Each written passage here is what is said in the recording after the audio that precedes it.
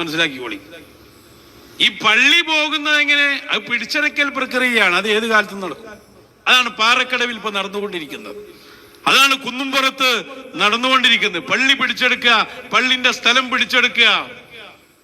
അത് അപ്പുറത്ത് സംഘടന ഉണ്ടായിട്ട് കാര്യമില്ല. രേഖകൾ മാറ്റി ഉണ്ടാക്കുകയാണ്. അള്ളാന്റെ ദീൻ തന്നെ മാറ്റുന്നവർക്ക് എന്താ രേഖ മാറ്റിന് കുഴപ്പം? ഷാദുലിപ്പള്ളി എന്ന് എന്തായാലും മുജാഹിദ് ഉണ്ടാക്കൂല എന്നുള്ളതിന് സംശയമുണ്ടോ? അല്ലേ? നോക്ക്, നിങ്ങള് ശരിയായ വഹാബിസം പിടികൂടി. എല്ലാം ഓരോന്നോരോന്ന് പറയേണ്ടതില്ല. നാടന്മാരോട് വാഴ്ന്നു പറയും, മകളെ കെട്ടിക്കുമ്പോ അലിമീങ്ങളെ തെരഞ്ഞെടുക്കണേ.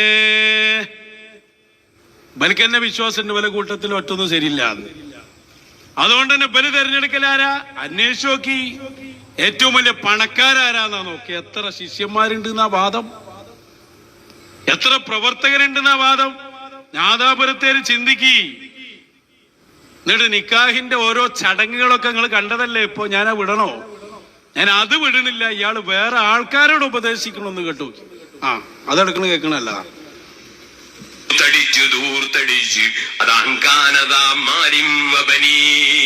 പണമുള്ളതിന്റെ പേരിൽ എന്തും ചെയ്യുന്ന ഒരു ചുറ്റുപാട് പല നാടുകളിലും വളർന്നു വരുന്നുണ്ട്.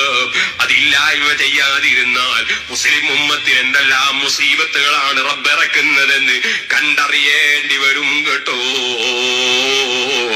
ഇനി ഞാൻ പറയട്ടെ, നിങ്ങൾ സദ്യ ഉണ്ടാക്കി കൊടുക്കുന്നതിന് ഞാനത് അതിനൊന്നും ഉപരതിനല്ല, ദൂർത്തടിക്കരുത് എന്നാണ്.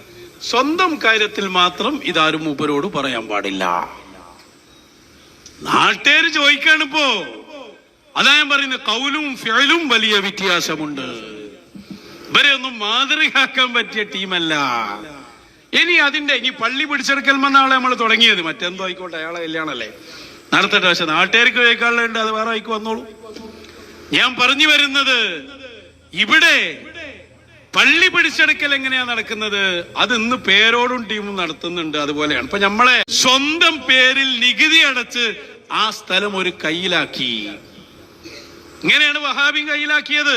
ഇന്നിപ്പോ SYS ഉണ്ട്, SKSF ഉണ്ട്, രണ്ട് കാര്യമുണ്ടോ? ഈ ജാതി പണിയെടുത്താല് ഇപ്പൊ നമ്മളെ പാറക്കടവ് പള്ളിയുടെ പഴയ പള്ളിയാണ്. നൂറ്റാണ്ടുകൾ പഴക്കമുള്ള പാറക്കടവിലെ പഴയ ജുമുഅത്ത് പള്ളി സുന്നികളുടെ പള്ളിയാണത്.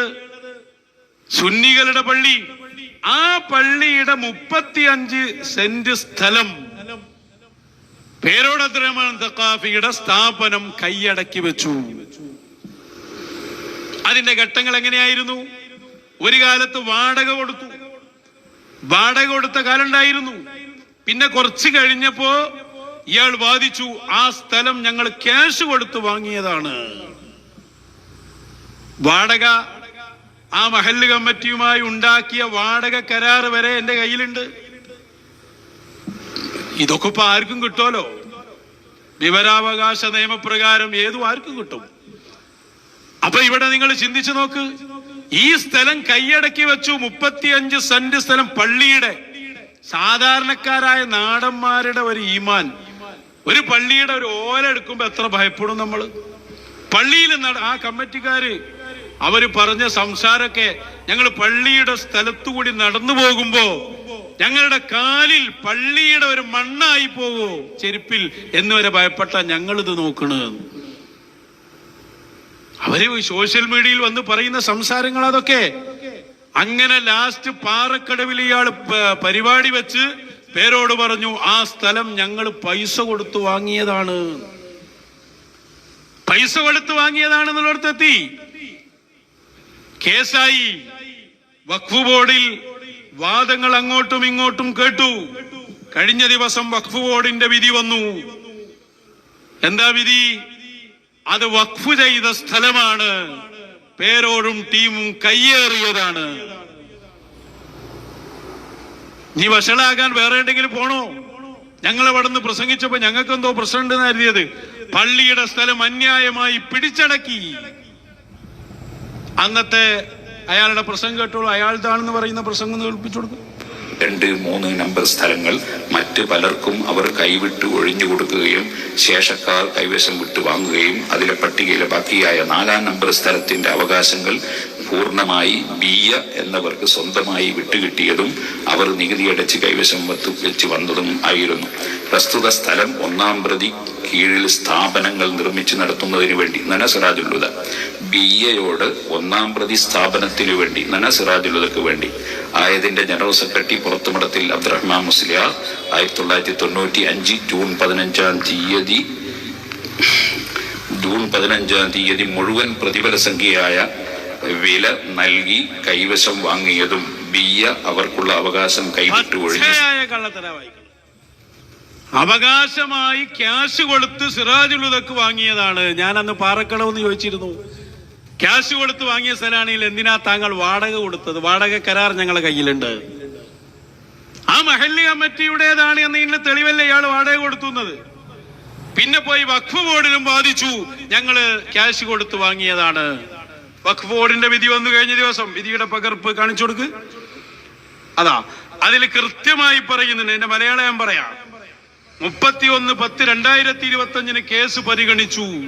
രേഖകൾ പരിശോധിച്ച് ഇരു കക്ഷികളും സമർപ്പിച്ച വാദങ്ങൾ പരിഗണിച്ച ശേഷം ഈ ഇടക്കാല അപേക്ഷയിൽ ഉന്നയിച്ച ചോദ്യം ഈ ഘട്ടത്തിൽ സ്വതന്ത്ര വിധിന്യായത്തിന് അർഹമല്ലെന്ന് കണ്ടെത്തി ചോദ്യം ചെയ്യപ്പെടുന്ന സ്വത്ത് കേരള സംസ്ഥാന വഖഫ് ബോർഡിൽ വഖഫായി രജിസ്റ്റർ ചെയ്തിട്ടുണ്ട്. കൂടാതെ രജിസ്ട്രേഷൻ റദ്ദാക്കുകയോ പരിഷ്കരിക്കുകയോ ചെയ്തിട്ടില്ല. അത്തരം സാഹചര്യങ്ങളിൽ സ്വത്ത് വഖഫാണോ അല്ലയോ എന്ന ചോദ്യം ഉന്നയിക്കുന്നതിൽ അർത്ഥമില്ല. പള്ളിക്ക് വഖഫ് ചെയ്ത സ്ഥലമാണ്, പാറക്കടവ് പള്ളിയുടേതാണ് എന്ന് വഖഫ് ബോർഡിന്റെ വിധി വന്നു കഴിഞ്ഞ ദിവസം. കട്ടെടുത്തതാന്ന് ഉറപ്പായില്ലേ? ഈ പണിയാണ് അന്ന് വഹാബി ചെയ്തത്. ഇന്ന് വഹാബിയായ പേരോട് എങ്ങനെയാണോ പള്ളി പിടിച്ചെടുക്കുന്നത് അതേപോലെ അന്ന് വഹാബിയും ചെയ്തു. അല്ല സംഘടന ഉള്ളതും ഇല്ലാത്തതും നോക്കിയിട്ടല്ല പള്ളി പിടിച്ചെടുക്കൽ. ഇനിയിപ്പതാ നമ്മളെ സാവിയക്ക് ലെറ്റർ തന്നിരുന്നു, നിങ്ങൾ ആധാരം തരണം എന്ന് പറഞ്ഞിട്ട്. കുരുവട്ടൂരേ ഓരോ ധൈര്യം നോക്കി നിങ്ങള് നമ്മളെ ആധാരം ഓർക്ക് കൊടുക്കണം. ഒരു ചുക്കും തരൂല എന്നാണ്. എന്നാ തരൂലെന്ന് എഴുതി തരണം എന്നാണ്. അതും എഴുതി തരൂല. നിങ്ങളാരാ കോജാക്കന്മാരോ? നമ്മൾ അധ്വാനിച്ചുണ്ടാക്കിയെടുത്ത പള്ളി നിങ്ങൾക്ക് ഇവർക്ക് ഒറ്റ ചിന്ത പണം ഉണ്ടാക്കണം.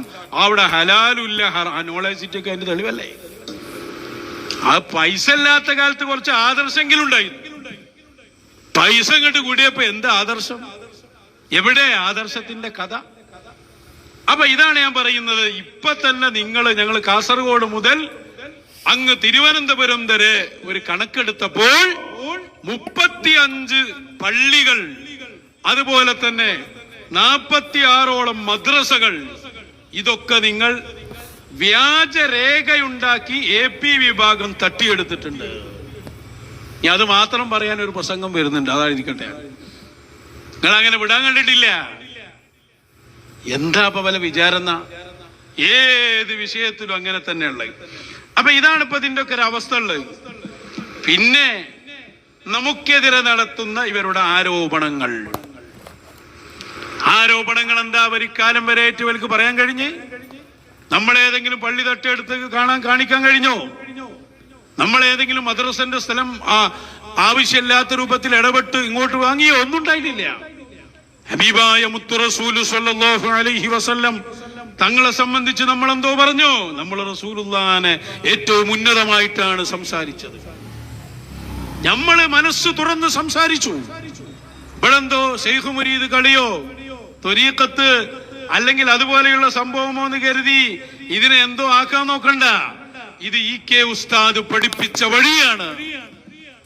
ഇത് ശൈഖുന കണ്ണിയത്ത് ഉസ്താദും അതുപോലെയുള്ള ഉലമാവും പഠിപ്പിച്ച വഴിയാണ്. അതുകൊണ്ടല്ലേ ഇവിടെ സാദാത്യങ്ങളുമായി ബന്ധപ്പെട്ട വിഷയമുണ്ടായപ്പോ പാണക്കാട് സാദാത്യങ്ങളുടെ മഹത്വം പറഞ്ഞവരാണ് നമ്മൾ. കാരണം EK ഉസ്താദ് പഠിപ്പിച്ച വഴിയിൽ അവരുടെ മഹത്വം പറയണമെന്നാ ഉള്ളത്. സ്വന്തം അനുജൻ EK ഹസൻ മുസ്ലിയാർ വഫാത്തായി കിടക്കുന്ന സമയത്ത് എത്ര തങ്ങന്മാരും സാദാത്യങ്ങളോടുണ്ട്. ശംസുലൽമ പ്രതീക്ഷിച്ചിരുന്നത് പാണക്കാട് സയ്യിദ് മുഹമ്മദ് അലി ശിഹാബ് തങ്ങളെയാണ്. പൂക്കോയ തങ്ങളുടെ മക്കൾ, അവർക്ക് പ്രത്യേകമായി ജനങ്ങൾ അംഗീകാരം നൽകുന്നുണ്ട്. ജാതി മതഭേദമന്യേ. ഇതൊക്കെ ആരാ അംഗീകരിക്കാത്തത്? അപ്പൊ പാണക്കാട് സാദാത്യങ്ങളോടുള്ള നിലപാട് വരെ നമ്മൾ തുറന്നു പറഞ്ഞു.